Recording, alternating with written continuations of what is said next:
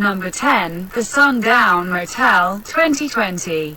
In 1982, Viv chooses to find another line of work to help account her forthcoming move to New York City, where she looks for a fresh start away from her awful little old neighborhood of Fell, in upstate New York. She starts work in the night move as the assistant of the neighborhood Sundown Motel. And keeping in mind that she is amped up for having the option to pay for her turn, Viv rapidly understands that something in this spot doesn't exactly bode well.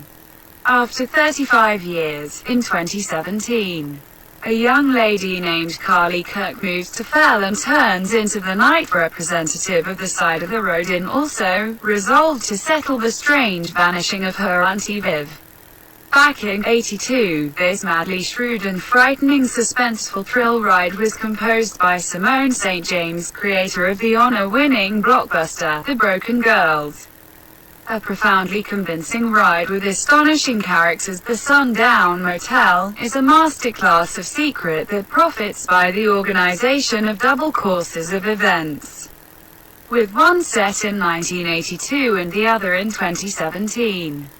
St. James presents to us a splendid blend between murder, secret and heavenly awfulness, all enveloped with a book that will leave you as eager and anxious as ever, beginning to end.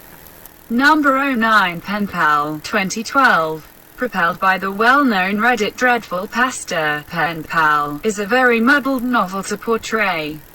Basically, it is the tale of an anonymous storyteller who is attempting to bits together a progression of weird and frightening occasions from his youth that never sounded good to him.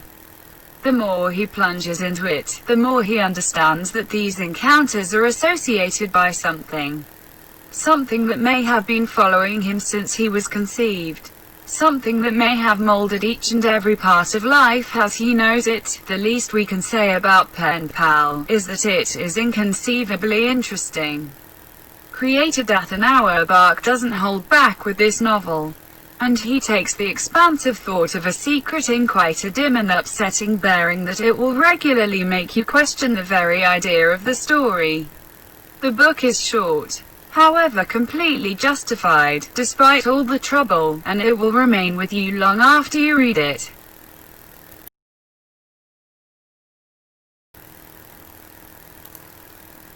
Number 08. The Twisted Ones, 2019. After the death of her grandma, Mouse is asked by her dad to get out her disconnected home and deal with her canine for now. Continually ready to help, Mouse acknowledges. While the assignment uncovers itself to be trying from the outset, it turns out her grandmother was a hoarder. Things really take a dull turn when she discovers her progression granddad's mystery diary, which appears to detail the jokes and whereabouts of a baffling province of frightening creatures situated in the forested areas around the house. As she researches to sort out what is the issue here, Mouse starts to reveal the freezing insider facts of her grandma's house, written by T. Kingfisher, otherwise called Ursula Vernon. The Twisted Ones is an unpleasant and nervousness-prompting book with an astonishing hero and storyteller at the middle.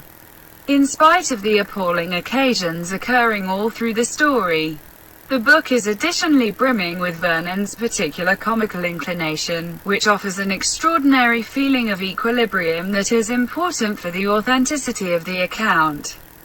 The Twisted Ones is an absolute necessity read. Try not to miss it. Number 07. Beneath, 2017. Cora, a capable, straightforward journalist with a touchy past, is shipped off-country Georgia to cover an upsetting tale about an Appalachian faction of snake controllers. There, she meets Father Michael, the alluring cleric at the top of the town's congregation, who is by all accounts concealing something behind his agreeable grin. Understanding that something is genuinely amiss with this town, Cora chooses to put aside her previous injury, resolved to reveal the congregation's privileged insights and bring down the clique at all costs. Beneath is unquestionably one of those books that isn't what it appears from the outset. The flighty idea of the story is unquestionably a mark of its creator, Christie de Meester, who is initially known for her extraordinary short harrowing tales that turn themselves over with mind-bowing turns. This presentation novel is as dull and troubling as one could expect, if not more, and the merciless move in the story will make you incapable to put it down.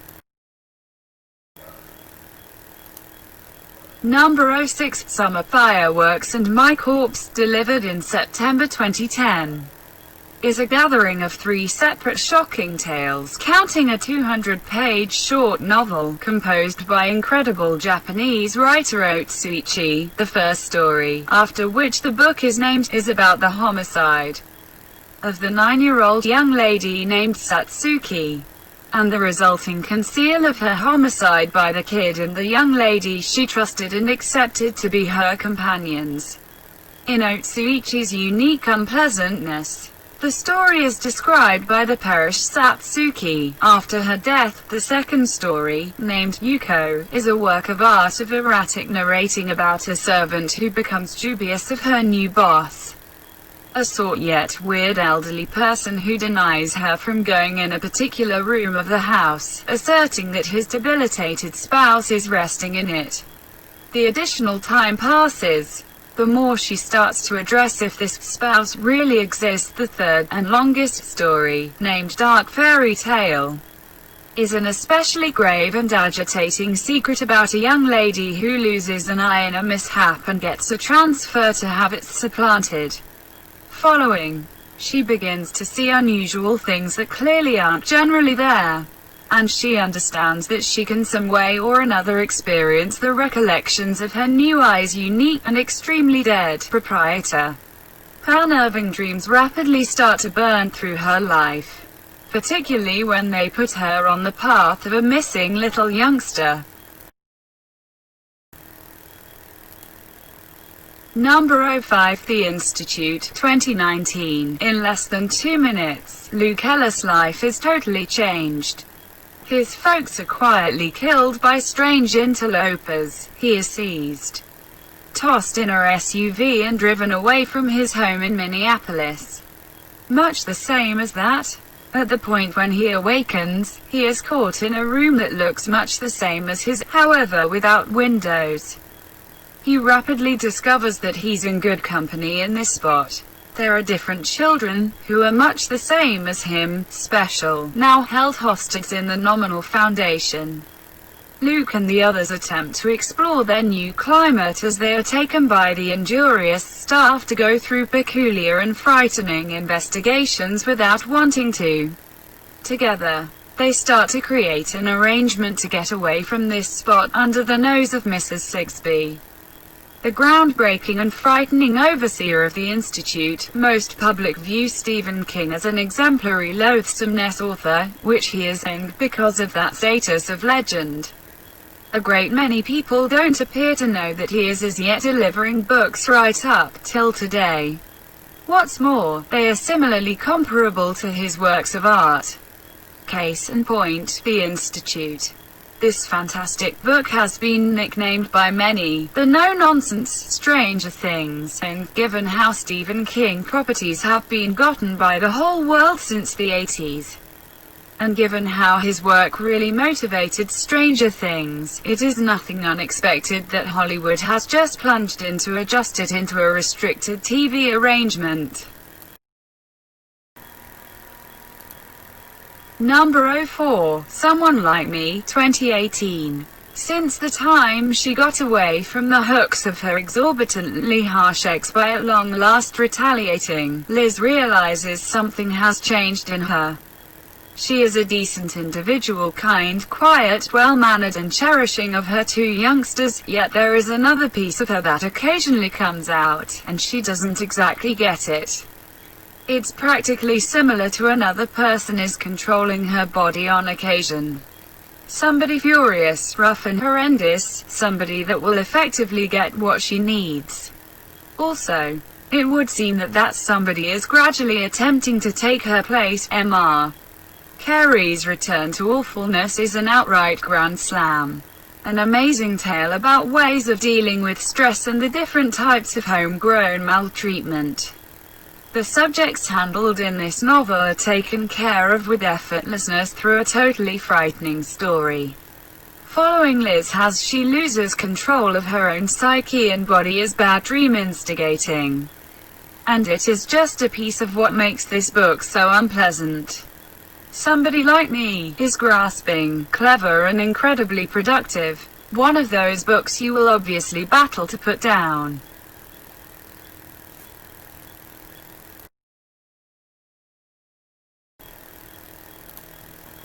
Number 03, The Vanishing, 2014. Subsequent to defrauding outsiders, loved ones out of millions of dollars, Julia Bishop's better half carries out self-destruction, disregarding her to confront the results of his violations. In urgent need of a new beginning, Julia is given a peculiar open door when the child of a well-known creator everybody accepts to be dead shows up close to home, and offers her to accompany him and become his mom's friend in her confined home of Havenwood, where she has been living ceaselessly from society for decades. Though she is a piece weirded out by the solicitation, Julia acknowledges, all things considered, this may be the lone possibility she needs to leave her past behind and begin once again. Be that as it may, when she goes to this shrouded house things get peculiar. Everybody appears to be altogether too decent in Havenwood, and all in all too obliging. The house itself is all in all too natural, as though every passage gives Julia an impression of history repeating itself. Furthermore, she could swear that the compositions are murmuring things to her. Wendy Webb is no more abnormal to incredible ghastliness. She is one of the experts of contemporary extraordinary spine chillers. And The Vanishing is an ideal illustration of that. Loaded with phenomenally composed characters and a center secret that will make you go insane. This book is a genuine wonder. Number 02, NOS 4A2, 2013.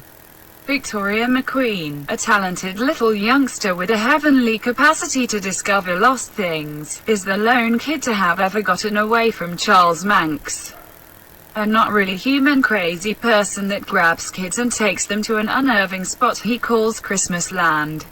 Since she is a grown-up, tortured by the injury of her adolescence, Victoria attempts troublesomely to proceed onward, until one day, Manx departures from jail.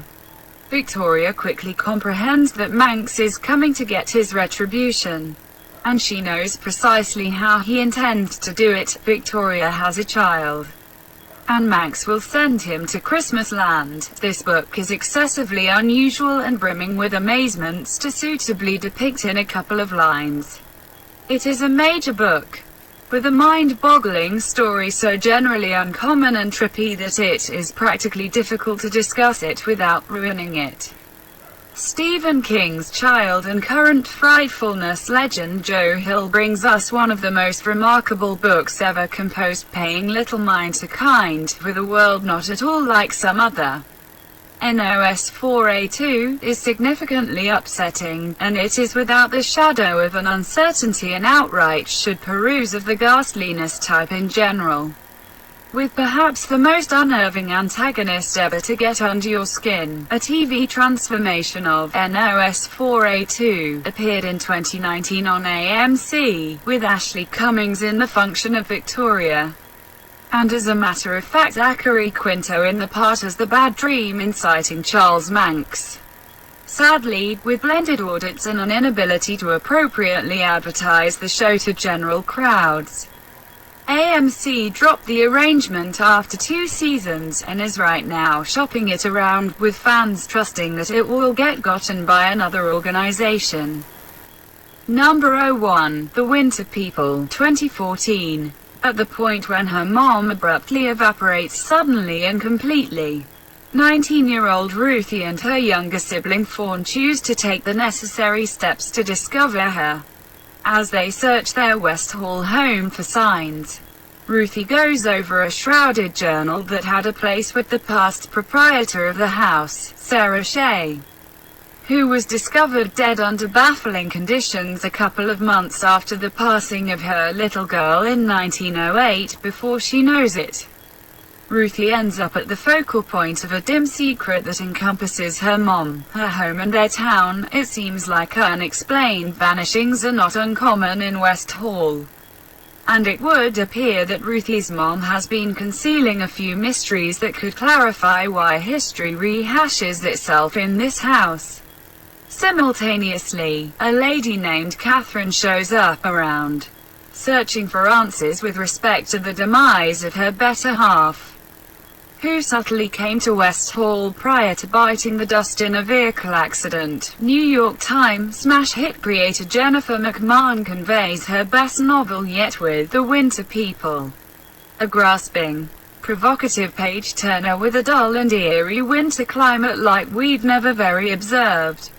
It is unbelievably elegantly composed and frigid, with a closure that uncovers a genuine authority of foretelling. The Winter People will leave you totally confused, and it will keep you up around evening time long after you read it.